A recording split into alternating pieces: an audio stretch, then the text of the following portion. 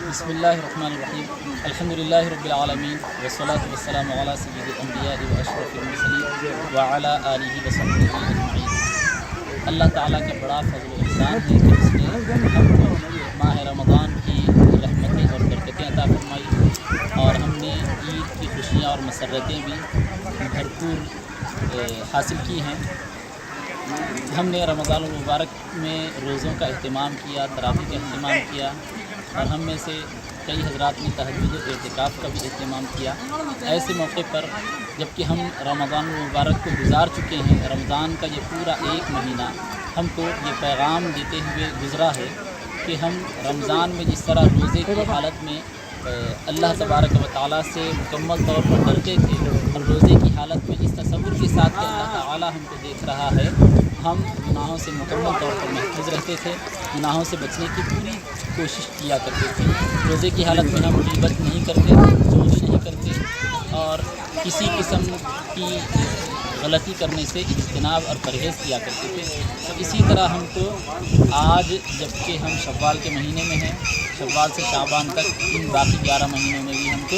ایسی ہی کوشش کرنی چاہیے گناہوں سے بچنے کی، اور یہ تصور بلکہ یہ یقین ہم کو ہونا چاہیے کہ اللہ تبارک و تعالی ہم کو دیکھ رہا ہے۔ اس سلسلے میں حضرت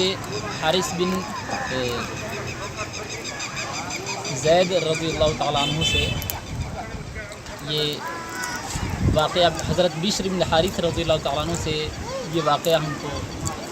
سننے میں ملتا ہے کہ ایک مقام سے ایک قوی اور طاقتور شخص ہتھیار کے زور پر ایک عورت کو لے کر گزر رہا تھا اور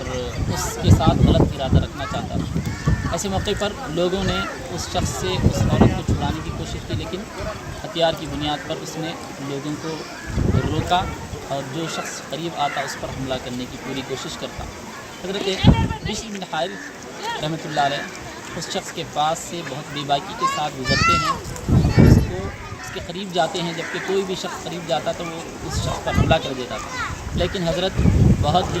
باوقار انداز میں اس شخص کے پاس سے گزرتے ہیں اور اس کو ایک دھکا دے کر آگے بڑھ جاتے ہیں۔ جیسے ہی حضرت اس کو دھکا دیتے ہیں وہ شخص زمین پر گر جاتا ہے، بے ہوش ہو جاتا ہے اور شرابور ہو جاتا ہے، پسینے میں ڈوب جاتا ہے۔ جب وہ پسینے میں ڈوبا ہوا اس حالت میں ہوش میں آتا ہے، لوگ اس سے پوچھتے ہیں کہ کیا بات ہے، تم اتنے قوی اور طاقتور ہو، لیکن جبکہ لوگ تم کو روک رہے تھے، روکنا چاہتے تھے، لیکن تم لوگوں پر حملہ کرتے تھے۔ ایسے موقع پر حضرت بشر بن حارث رحمۃ اللہ علیہ نے تم کو ایک دھکا دیا اور تم بے ہوش ہو گئے اور تلوار تمہارے ہاتھ سے چھوٹ گئی، اسی کیا وجہ ہے؟ اس شخص نے کہا کہ حضرت بشر بن حارث رحمۃ اللہ علیہ جب مجھ کو دھکا دے کر گزرے تو انہوں نے یہ کہتے ہوئے دھکا دیا کہ اللہ تبارک و تعالی تجھ کو دیکھ رہا ہے اور تیرے اس برے عمل کو دیکھ رہا ہے۔ یہ سنتے ہی میرے اوپر ایک کیفیت طاری ہوئی اور میں بے ہوش ہو گیا۔ اس کے بعد وہ شخص اللہ کے خوف میں، اللہ کی خشیت میں ایسا مستغرق رہتا ہے کہ اسی خوف اور خشیت کے عالم میں اس کو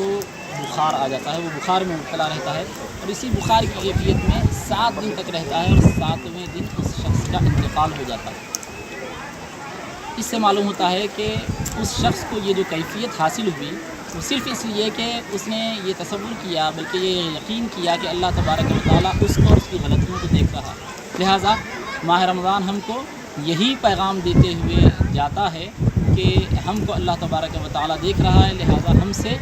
جس طرح رمضان میں کوئی غلطی نہیں ہوئی اور نہ ہو اس کی ہم پوری کوشش کیا کرتے تھے، باقی 11 مہینوں میں بھی ہم اسی تصور کو برقرار رکھیں، اسی یقین کو برقرار رکھیں اور یہ خیال اپنے ذہن و دماغ میں مستحضر رکھیں کہ اللہ تعالیٰ ہم کو دیکھ رہا ہے۔ باقی 11 مہینے اسی یقین کے ساتھ ہم گزاریں اور ہر قسم کے گناہ سے، ہر قسم کی غلطی سے، ہر قسم کی برائی سے بچنے کی مکمل طور پر کوشش کریں اور رمضان المبارک کا فیضان باقی 11 مہینوں میں بھی